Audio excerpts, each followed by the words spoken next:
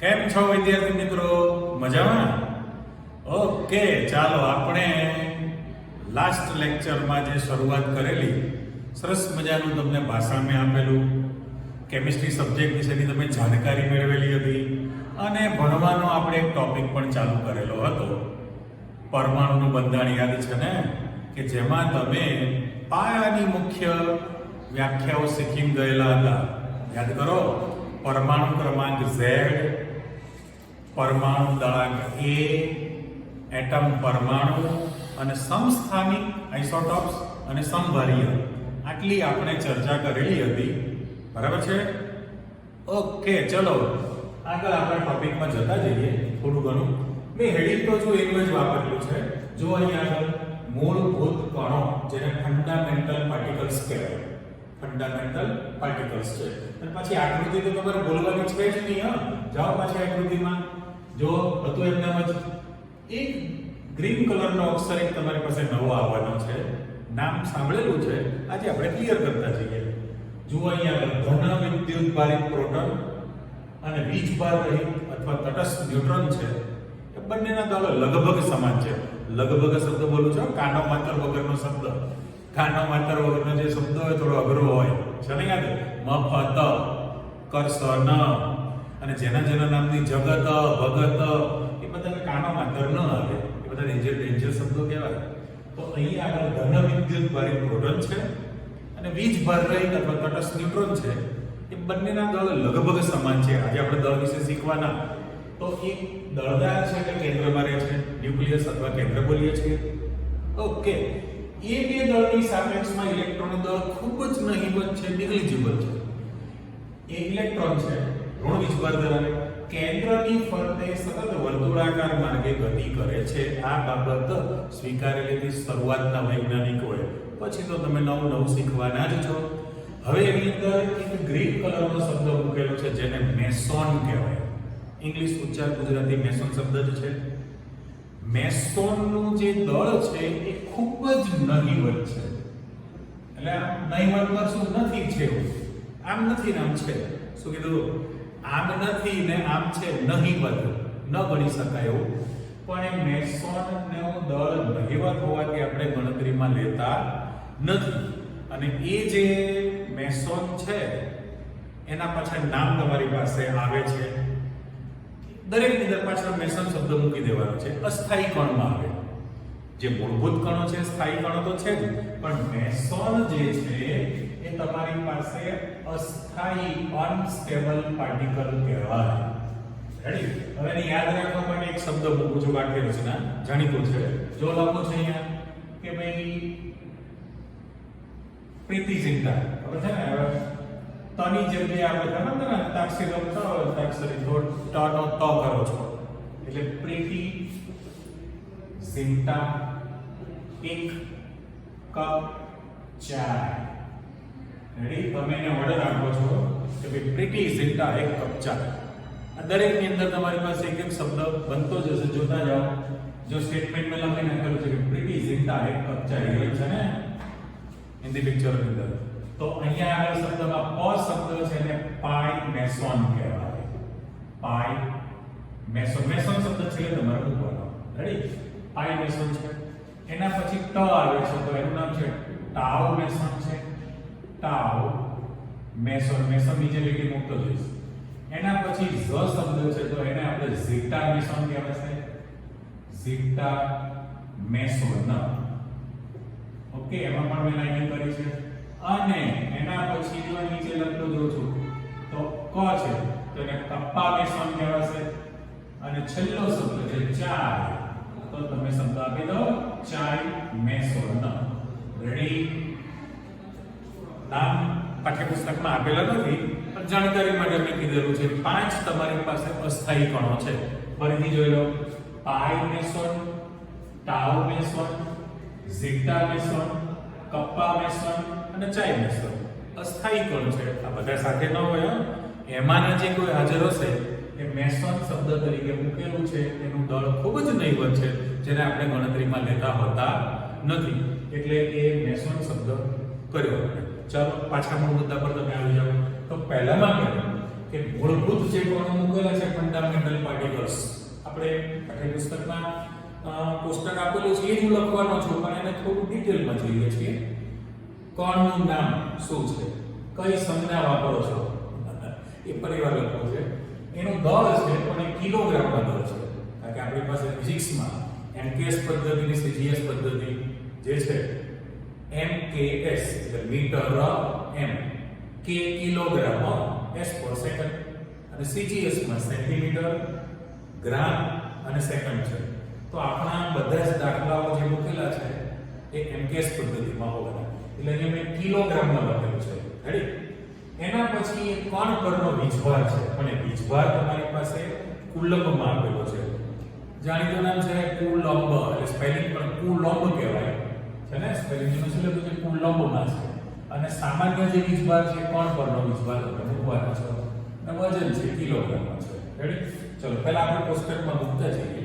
તો મૂળભૂત કણ તરીકે તમારી પાસે સૌથી પહેલું ઇલેક્ટ્રોન છે ને. જો ઇલેક્ટ્રોન લખું તો એની સંજ્ઞા E છે, એનો વીજભાર છે આપણી પાસે -1. અને જાણીતું નામ છે જે થોમ્સનભાઈ. કોણ હતા? જે થોમ્સનભાઈએ ઇલેક્ટ્રોનની શોધ કરેલી. અને એ થોમ્સનભાઈને ઇલેક્ટ્રોનનું દળ અને ઇલેક્ટ્રોન પરનો વીજભાર, જો સમજો ઇલેક્ટ્રોન પરનો વીજભાર છે ને સ્મોલ e કીધેલો છે, એ કુલંબમાં વીજભાર હોઈ શકે, ઇલેક્ટ્રોસ્ટેટિક યુનિટમાં પણ હોઈ શકે, અને ઇલેક્ટ્રોનનું જે દળ છે ને માસ ઓફ ઇલેક્ટ્રોન કહેવાય. બરાબર? આ બંનેનો એને ગુણોત્તર શોધીને આપેલો છે, અને એના કારણે ભૌતિક શાસ્ત્ર ફિઝિક્સ ડિપાર્ટમેન્ટે નોબેલ પારિતોષિક ઇનામ એનાયત કરેલું હતું. એટલે થોમ્સનભાઈનું આપણે બહુમાન કરી દેલું છે. તો થોમ્સનભાઈ જે થોમ્સનભાઈ ઇલેક્ટ્રોનની શોધ કરેલી, અને ઇલેક્ટ્રોનનો વીજભાર અને ઇલેક્ટ્રોનનું દળ એનો ગુણોત્તર શોધીને આપેલો, એનું જે યોગદાન છે આપણા માટે. એટલે ફરી પાછા આવો કે ભાઈ ઇલેક્ટ્રોન સંજ્ઞા E છે, એના પરનો વીજભાર -1 છે. હવે આપણે જે દળ લખીએ છીએ દળ, એ દળની અંદર ઇલેક્ટ્રોનનું જે દળ છે 9.109 10⁻31 કિલોગ્રામમાં છે. એ પાછળ કિંમતો છે, પણ એ 4 આંકડા સુધી આપણે લખવાના છે, પાછળ ગણવાની જરૂર નથી. અને ઇવન અત્યારે તો બરાબર મેં લખ્યું 9.109 છે. અચ્છા, 9 હું સમજૂતી આપું છું તમને કે 9 જે છે 5 કરતા વધુ છે, તો તમે આગળ એક ઉમેરો તો 9.11 પણ લખાય. અચ્છા, 9 ની કિંમત નાની છે, 50 કરતા ઓછી છે, તો ફિઝિક્સના દાખલાઓમાં તમને 9.1 10⁻31 પણ આપી દે. એટલે પાછલી કિંમતો ગણતરીમાં નથી આવતી. આપણે ઓછામાં ઓછું, બરાબર, તમે સૂચના આપો છો કે ફિઝિક્સ અને કેમિસ્ટ્રીમાં જે દાખલા ગણવામાં આવે અને તમે જવાબ લાવો, મિનિમમ ઓછામાં ઓછા 4 ડિજિટ, 4 આંકડાનો જવાબ હોવો જોઈએ. જોઈ લો 1 2 3 4. પણ વજન છે કિલોગ્રામમાં, ગ્રામ પણ કરી શકાય, અત્યારે રાખવાનું છે. બરાબર? હવે એનો જે વીજભાર છે, વીજભાર એ 1.602 1.602, પછી લાલ પેનની નિશાની કરું યાદ રાખવા માટે 1.602. પણ પાછળ બગડો મૂકેલો છે એ ગણતરીમાં લઈએ કે ન લઈએ ચાલશે. પેલો મોલ વાળો આંકડો ખબર છે ને 6.022, જો લખો અહીંયા તમને રાશિ ખબર છે પહેલા ચેપ્ટરમાં મોલ કોન્સેપ્ટ. તો 1 મોલ બરાબર કેટલા? તો કે 6.022 ટેલિફોન નંબર છે 6.022 into 10⁻23. આટલી સંખ્યા તમે ભેગી કરો એટલે તમે 1 મોલ કહો છો. બરાબર? આ બધી ઘાત તમને સમજાવું છું તમને. ધોળા દિવસે તારા દેખાય છે એવી ટાઈપના આંકડા હોવાના. આ કાગળ પર બધું સુંદર લાગે. એટલે અહીંયા આગળ 1.602 પણ આપણે બે રાખ્યો ચલો તો 6.022 હતું ને એની બદલે આ છે એટલે 10⁻19 છે, 19 માઈનસ 10 છે. ઓકે, ચલો પાછા આવો. એના પછી બીજો જે ઘટક છે તમારી પાસે પ્રોટોન છે, જેને તમે p સિમ્બોલ વાપરવાના છો. પ્રોટોન પરનો વીજભાર +1 છે. રાઈટ? હવે એનો જે દળ છે 1.672 10⁻27 કિલોગ્રામમાં છે. -27 કિલોગ્રામમાં છે. અચ્છા, પેલું જોવું જોઈએ કે -31 છે અને -27 કેટલો ડિફરન્સ તમને જોવા મળે? છોડો ને, હમણાં સમજીએ છીએ. હવે પ્રોટોન છે એનો આંકડો મારે 1.6022 10⁻⁻19 જ લખવું છે. 10⁻⁻19. પણ ફરક માત્ર એટલો છે, ગ્રીન પેનથી લખું છું, બંને સરખા છે. ઇલેક્ટ્રોન હોય તો વીજભાર ઋણ છે એટલે માઈનસ નિશાની લેવાની. પ્રોટોન હોય તો વીજભાર ધન છે એટલે તમારે પ્લસ નિશાની લેવાની છે. બંનેના આંકડા સરખા, માત્ર વીજભાર જ બદલાય. ખબર છે ને? દીકરો હોય કે દીકરી સમાન જ છે. અરે બોલો, દીકરો હોય કે દીકરી હોય સમાન જ છે, માત્ર વીજભાર બદલાય. બંનેનો કુલંબમાં જે વીજભાર છે એ સેમ ફિગર આંકડો, માત્ર નિશાની બદલાય. ઇલેક્ટ્રોન તો માઈનસ છે ને પ્રોટોન હોય તો પ્લસ છે. એટલે તફાવત તમને સમજાય. હવે પાછા અહીંયા આવો તો પ્રોટોન અને છેલ્લા છે ન્યુટ્રોન. બરાબર? તો ન્યુટ્રોનની શોધ ચેડવિક વૈજ્ઞાનિકે કરેલી હતી ને. ન્યુટ્રોનની શોધ કોણે કરેલી? ચેડવિક વૈજ્ઞાનિકે. એને શું કરેલું? તો બેરિયમ. લાસ્ટ લેક્ચરમાં આપણે 10 તત્વોના નામ બોલેલા, યાદ છે ને? ચાલો ફરીવાર બોલી નાખીએ. Hydrogen H 1 number, helium He 2 number, lithium Li 3 number, beryllium B 4 number, જે હું બોલું છું હવે ઉપયોગમાં, boron B 5, carbon C 6, nitrogen N 7, oxygen O 8, chlorine F 9 અને નિયોન એની 10 છે. તો બેરિલિયમ ધાતુ છે, બેરિલિયમ ધાતુ પર આલ્ફા કણનો મારો કરવામાં આવે. મારો જે કરવામાં આવે એટલે બોમ્બાર્ડિંગ કરવામાં આવે. અને એના પ્રયોગ પરથી એને ન્યુટ્રોનની શોધ કરેલી હતી. હવે ન્યુટ્રોન છે એની સંજ્ઞા સ્મોલ n છે, તટસ્થ છે, વીજભાર રહિત છે, માટે 0 ભરેલો છે. હવે વીજભાર છે જ નહીં તો કુલમમાં મારે રેસ મૂકવું પડે ને, કોઈ પણ જાતનો વીજભાર નથી. ન્યુટ્રોન. ચાલો, તો ન્યુટ્રોન માટે જે આંકડો છે 1.672 ની બદલે અહીંયા 1.675 કરું, 10⁻⁻27 છે. 10⁻⁻27 આપણે મૂકેલું છે. તો માત્ર તમે આંકડામાં જજો, અહીંયા બગડો છે ને અહીંયા પાછળ છે. પાછલી કિંમત મેં ધ્યાનમાં લીધેલી નથી, ખાલી 4 ડિજિટ પ્રમાણે જુઓ તો નજીકનો આંકડો છે 1.672 છે અને 1.675 છે. બરાબર? તો એ ઘાત પણ સરખી છે. તો નજીકની કિંમત થઈ છતાં તમે નાના ધોરણમાં શીખ્યા છો કે પ્રોટોન કરતા ન્યુટ્રોન 1836 ગણો ભારે છે. પ્રોટોન કરતા ન્યુટ્રોન 1836 ગણો ભારે થયો છે એવું નાના ધોરણમાં શીખેલા છો.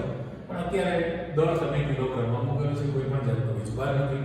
એટલે જે મૂળભૂત કણ છે આપણી પાસે, એ મૂળભૂત કણની માહિતી તમારી પાસે આવેલી. તો એ કણનું નામ, એની કઈ સંજ્ઞા વાપરશો, એમનો પ્રાયોગિક રીતે શોધેલું દળ છે, દળ, એમનો વીજભાર જે છે, આંકડા સરખામાં કરી નિશાની બદલાય, અને જનરલ એના કણ પરનો વીજભાર આપણે લીધેલો છે.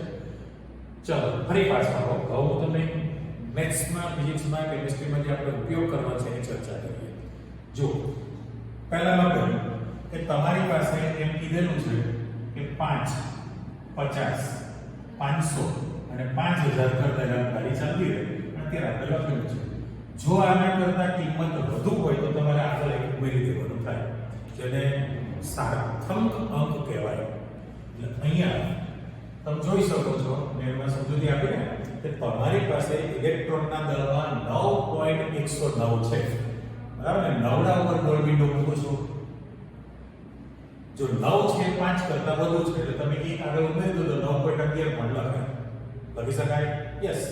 અને 9.50 કરતા નાનું છે તો તમે અહીં ઉમેરો તો 9.1 પણ લખી શકાય. બરાબર? તો એવી રીતે આગળ વધો.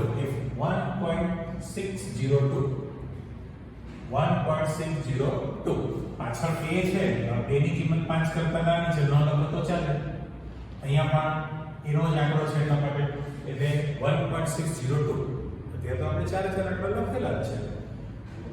આ તફાવત થયો કહેવાય. હવે માની લો કે ન્યુટ્રોનમાં તમે જાઓ તો 1.675 છે. બરાબર? હવે અહીંયા કેવું થશે કે પાછલી જે કિંમતો છે 50 કરતા વધુ છે. એટલે જો તમે આગળ એક ઉમેરો કરો તો 1.673 બની શકે. 1.673 બને. ત્યારે નીચલામાં શું છે કે આ કિંમત જે છે એ 50 કરતા નાની હોય તો એમાં તમે આગળ ઉમેરો કરી શકતા શકતા નથી, એટલે 1.675 જ રહેશે. ધારો કે આપણે ફેરબદલી કરીએ, એટલે તમારે માત્ર એટલું જ યાદ રાખવાનું છે કે આંકડો છેલ્લો આંકડો એકમાં હોય, બે આંકડામાં, ત્રણમાં હોય કે ચારમાં હોય, 5, 50, 500, 5000 કરતા વધી જાય તો તમારી પાસે આગળ એક ઉમેરો કરવાનો થાય. રેડી? હવે કેવું થાય, માની લો કે બે સેમ્પલ આપણે મૂક્યું કે દશાંશ ચિહ્ન કાઢી નાખીએ, 1236.55 છે, 1236.55 છે. ઓકે, તો આપણે 4 આંકડા સુધી રાખવું છે, 4 ડિજિટ સુધી તમે રાખો તો 55 છે, 50 કરતા વધુ છે, આગળ તમે એક કિંમત ઉમેરી શકો.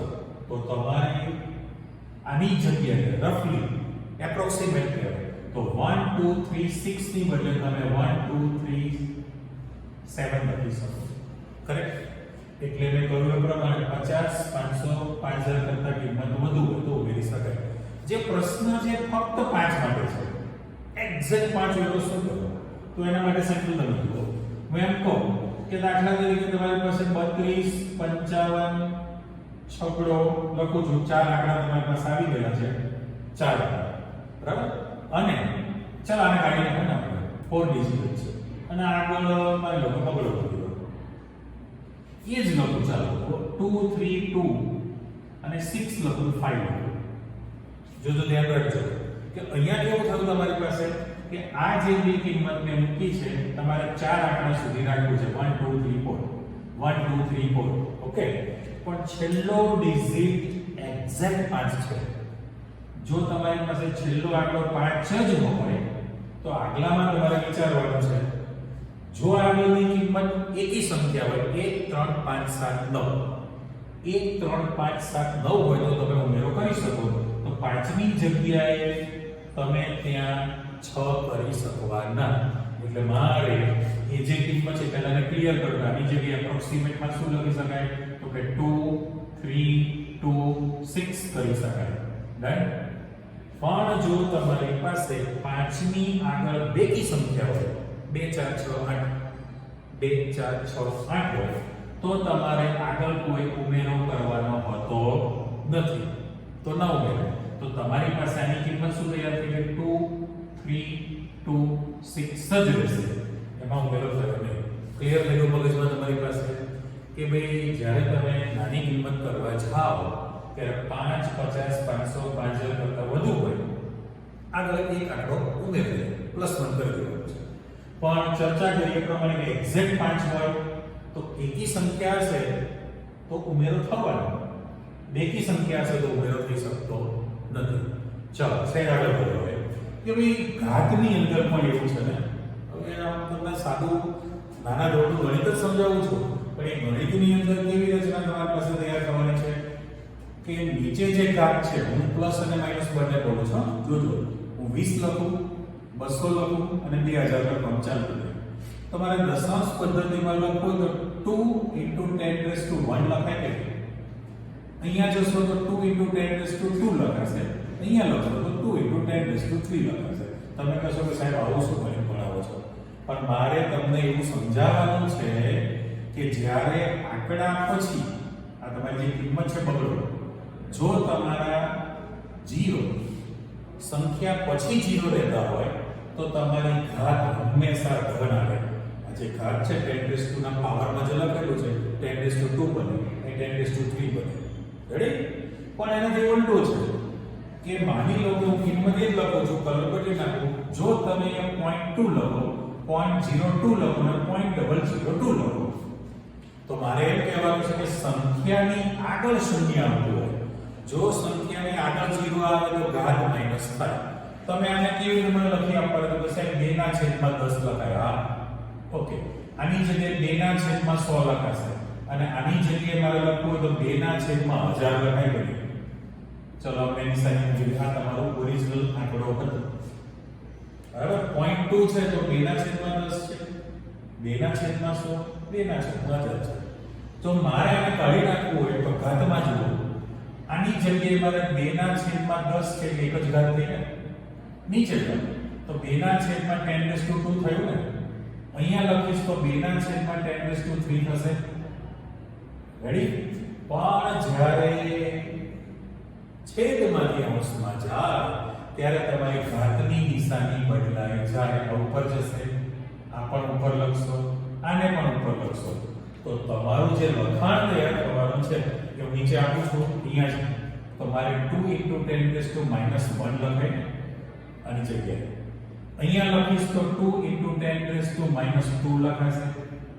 ઉપર ગયો એટલે 10⁻2. આના માટે લખીશું તો 2 * 10⁻3 થયેલું કહેવાય. એટલે બે વસ્તુ ક્લિયર કરી નાખો તમારા મગજમાં કે ભાઈ સંખ્યા પછી જો જમણી બાજુએ 0 હોય તો તમારી ઘાત હંમેશા ધન આવે, અને સંખ્યાની ડાબી બાજુ જો 0 આવતા હોય તો ઘાત હંમેશા માઈનસ થાય. માઈનસ નો રીઝન તમે જોઈ લીધું. બીજું કે છેદમાં 10⁻2 છે, ઉપર જાય તો 10⁻2 થાય. ઓકે, પણ માની લો કે નીચે 10⁻2 હોત અને ઉપર જાય તો 10⁻2 બને. એટલે ઘાતાંકમાં પણ તમને રાશિ આપી દીધી છે. હે ને? હવે મારે તમને સમજૂતી એવી આપવાની છે કે ભાઈ ઇલેક્ટ્રોનનું દળ જે છે 9.610⁻31 કિલોગ્રામ લખેલું છે. ચલો આમ તો આ આવી જશે, છતાં હું લખું છું કે 9.109 × 10⁻31 કિલોગ્રામ છે. રેડી? આ શીખવાડ્યું મેં તમને. હું દશાંશ ચિહ્ન કાઢી નાખું તો છેદમાં મારે 1000 લખાય કે નહીં? 9109 છેદમાં 1000 લખાય. 10⁻31 તો છે. અચ્છા, હું 1000 ને પણ કાઢી નાખું તો 10⁻3 લખાશે કે નહીં? હા, અને 10⁻3 જો ઉપર જશે તો 10⁻3 થવાના છે. -3 થવાના. તો પછી ઘાતાંકમાં 31 + 3 -34 થયા ને? શું થયું? -34 છે. એટલે જોજો 9 109 × 10⁻34 થયું. માઈનસ ઘાત એટલે તમારા મીંડા કઈ બાજુ આવવાના છે? ડાબી બાજુ આવવાના. જો આંકડો લખું છું 9 109 છે. રેડી? આ તમારો પાવર કેટલો છે અહીંયા આગળ? 10⁻34. એટલે મારે ગણતરી કરવાની છે. જો 1 2 3 4, હા, 5 6 7 8 9 10 શ્વાસ કરી લો. 11 12 13 14 15 16 17 18 19 20 થયા. 21 22 23 24 25 26 27 28 29 30 અને પછી 31 32 33 અને 34 મેળવ્યો. પછી દશાંશ ચિહ્ન અને સોભાનું બિંદુ મેં મૂકી દીધું. આટલું કિલોગ્રામમાં વજન થયું ઇલેક્ટ્રોનનું. બેજો મીંડાની અંદર કિંમત મૂકી દીધી કે ભાઈ 9 109 કરીને જો આગળ વધતો જો તમારી પાસે આ રીતનું આવે. ચલો બોલીએ એકમ દશકની અંદર. જો એકમ દશક 100 1000 10,000 લાખ 10 લાખ કરોડ 10 કરોડ અબજ 10 અબજ 100 અબજ. બરોબર છો? થાકી જશો. ખરવડની ખરવડ પદમાં બોલું કે ભાઈ મને કે તમને એકને બોલતા ન આવે. એટલે આપણે તો ફર્સ્ટ ક્લાસ બોલી નાખ્યું. ઇલેક્ટ્રોન દળ કેટલું? તો કે 9.1 -31 kg છે. ફિનિશ. એટલે એવી રીતે તમે જોતા જશો તો આ જે ઘાત છે, આ ઘાત એના કરતા ઓછી છે ને માઈનસમાં. એટલે એટલા મીંડા ઓછા. એટલે સરવાળે પ્રોટોન અને ન્યુટ્રોનનું દળ જે છે લગભગ સમાન છે. લગભગ શબ્દ બોલું છું, બરાબર? 5% નું કહેવાય. આ નિશ્ચિત તમારો બને. પણ ઇલેક્ટ્રોન દળનો ખૂબ જ નહીં વચ્ચે. તો જે મૂળભૂત કણ તમારી પાસે ઇલેક્ટ્રોન પ્રોટોન ન્યુટ્રોનની જાણકારી મેળવી લીધી, જે કેન્દ્રમાં છે. કોણ? ખાલી પ્રોટોન અને ન્યુટ્રોન છે, દળદાર. અને ઋણ વિદ્યુતભારિત ઇલેક્ટ્રોન વર્તુળાકાર માર્ગે ગતિ કરે છે. સાથે સાથે આજે તમે નવી જાણકારી પણ મેળવી લીધી કે ભાઈ ખૂબ જ નહીવત દળ ધરાવતું કેન્દ્રની અંદર હાજરી ધરાવતું હોય, જેને મેસોન કહેવાય. પણ એના માટે જે શબ્દ કીધો છે પાઈ MASON, tau MASON, zeta MASON, kappa MASON અને ચાઈ મેસોન શબ્દ આપણે આપી દીધો. રેડી? આ અસ્થાયી કણો છે જેને આપણે ગણતરીમાં લેતા નથી હોતા. અચ્છા, હજુ સહેજ આગળ વધો. જે પરમાણુનું તમે મોડેલ આપેલું છે ને, તેની ત્રિજ્યા મુજબ છે. પ્રાયોગિક રીતે એવું પુરવાર કર્યું છે કે ભાઈ પરમાણુની જો બે લાઈન મૂકું છું કે ભાઈ પરમાણુની ત્રિજ્યા છે, અમારી લાઇનિંગ જોજો તો જે પરમાણુની ત્રિજ્યા 10⁻15 મીટરમાં છે. 10⁻15 મીટર. હવે તો ઘાત લખીને ખબર પડી ગઈ ને કે એક તો મીટર છે તમારા એકમમાં, અને -15 છે એટલે એકડાની આગળ કેટલા મીંડા થયા? એટલા મીટરનો એટલામાં ભાગ થયો કહેવાય. તો અતિ સૂક્ષ્મ કહેવાય. બરાબર. અને પાછું કેન્દ્ર જે છે, કેન્દ્રની જો તમે ત્રિજ્યા માપો તો એ પણ માપી તમને આપેલી છે, બરાબર. એટલે આ તો વ્યાસ કરો કેવો તમારી પાસેમાં, હું કદ બોલું છું. ચોપડીમાં તો 10⁻15 મીટર જ કીધેલું છે પરમાણુની ત્રિજ્યા, બરાબર. આપણે તો કદ સુધી પહોંચી ગયા છે, પણ અહીંયા જો મારે લખવું હોય તો એ 10⁻10 મીટર છે. 10⁻10 મીટર તૈયાર થયેલું કહેવાય. એટલે હું જે કટ કરું છે તમે ચેક કરતા જાઓ. જો પરમાણુની ત્રિજ્યામાં જશો, પરમાણુની ત્રિજ્યામાં જાઓ તો કેન્દ્રથી જે ઇલેક્ટ્રોન છે એના વચ્ચેનું જે અંતર છે 10⁻15 મીટર થયું. અને ખાલી કેન્દ્રની જે ત્રિજ્યા છે તમે જો અહીંયા આગળ લાઈનિંગમાં એ 10⁻10 છે. તો બંને વચ્ચે તમને તફાવત કેટલો મળે છે? તો કે 10⁵. હવે ત્યાં -5 ન બોલો. શું કીધું? ડિફરન્સ લો. એટલે એવું તમે કહી શકો કે ભાઈ કેન્દ્રની ત્રિજ્યા છે એના કરતા પરમાણુની ત્રિજ્યા 5 ગણી મોટી છે. અથવા તો તમે એમ પણ બોલી શકો કે ભાઈ પરમાણુની ત્રિજ્યા કરતા કેન્દ્રની ત્રિજ્યા 5મા ભાગની ઓછી છે, બરાબર. 10⁵ નો ડિફરન્સ તમારી પાસે આવવાનો છે. હવે આ મૂળભૂત ચર્ચા કર્યા પછી નથી કીધું આપણે કે ભાઈ પરમાણુના મોડેલ વિશે અલગ અલગ વૈજ્ઞાનિકોએ રજૂઆત કરેલી. એમાં સૌથી પહેલો વૈજ્ઞાનિક હતો થોમ્સન ભાઈ પરમાણુ મોડેલ રજૂ કરેલું. બધા ખુશખુશાલ થઈ ગયા, પણ એ અસ્તિત્વ ન ધરાવે. એનું કારણ એટલા માટે, જો અહીંયા શું કહે છે તો કે પરમાણુ એક મોટો ગોળો છે, સ્ફિયર. પરમાણુ એક મોટો ગોળો છે કે જેની અંદર ધન વિજભાર આવેલો છે. અને ઋણ વિદ્યુતભારિત જે ઇલેક્ટ્રોન છે, આજે હું રેડ કલરના ટપકા મૂકું છું અહીંયા આગળ, રેડ કલરના, એ અસ્તવ્યસ્ત રેન્ડમલી ગમે ત્યાં ગોઠવાયેલા હોય. જો આ જે મૂકેલું છે એ ઇલેક્ટ્રોન મૂકેલા છે. આ એની ચર્ચા હતી, પણ એ સિદ્ધાંત સાચો ન પડ્યો. કારણ શું છે તો આપણે સમજીએ.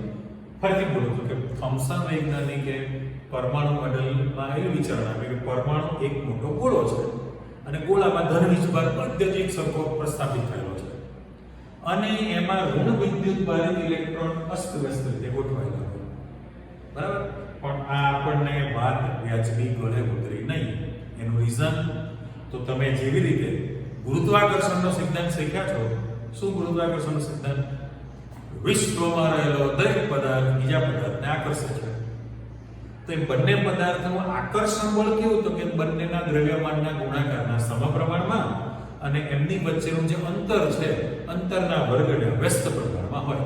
એટલે હું અહીંયા જે ફોર્મ્યુલા લખું છું તમે ચેક કરો કે ભાઈ ગુરુત્વાકર્ષણ શબ્દ છે, ગુરુત્વાકર્ષણ નો જે સિદ્ધાંત છે, તો ગુરુત્વાકર્ષણના સિદ્ધાંત માટે જો ચિત્ર મૂકું તો ભાઈ m1 દ્રવ્યમાન ધરાવતો પદાર્થ છે, m2 દ્રવ્યમાન ધરાવતો પદાર્થ છે. તો બંને વચ્ચે જે બળ લાગવાનું છે એ જે બળ આકર્ષણ બળ હોઈ શકે અથવા તો અપાકર્ષણ બળ પણ હોઈ શકે. તો ગુરુત્વાકર્ષણના સિદ્ધાંત પ્રમાણે એમના વચ્ચેનું જે ફોર્સ છે એ દ્રવ્યમાનના ગુણાકારના સમપ્રમાણમાં, દ્રવ્યમાનના ગુણાકારના સમપ્રમાણમાં, અને એમની વચ્ચેનું જે અંતર છે અંતરના વર્ગના વ્યસ્ત પ્રમાણમાં હોય છે. અંતરના વર્ગના વ્યસ્ત પ્રમાણમાં છે. જો તમે આ પ્રપોર્શનલની સાઇન રિમૂવ કરો તો બરાબર કરીને તમારે એક અચળાંક મૂકવાનો છે જેને ગુરુત્વાકર્ષણ અચળાંક કેપિટલ G કહેવામાં આવે, રાઈટ. ગુરુત્વાકર્ષણ અચળાંક કેપિટલ G છે. તો એવી રીતે આપણી પાસે કુલમ્બનો સિદ્ધાંત છે. કુલમ્બનો સિદ્ધાંત શું છે? તો એના માટે આપણે જો ફરી પાછો શબ્દ કુલમ્બનો નિયમ ફિઝિક્સમાં ડિટેલમાં શીખવાના છે. દાખલા તરીકે આ એક વીજભાર છે, પ્લસ ઓર માઈનસ. પ્લસ પણ હોઈ શકે, માઈનસ પણ હોઈ શકે. વીજભારને Q1 કહેવામાં આવે. અચ્છા, બીજો એક વીજભાર છે Q2 છે, એ પણ પ્લસ અથવા માઈનસ આપણે મૂકેલું છે.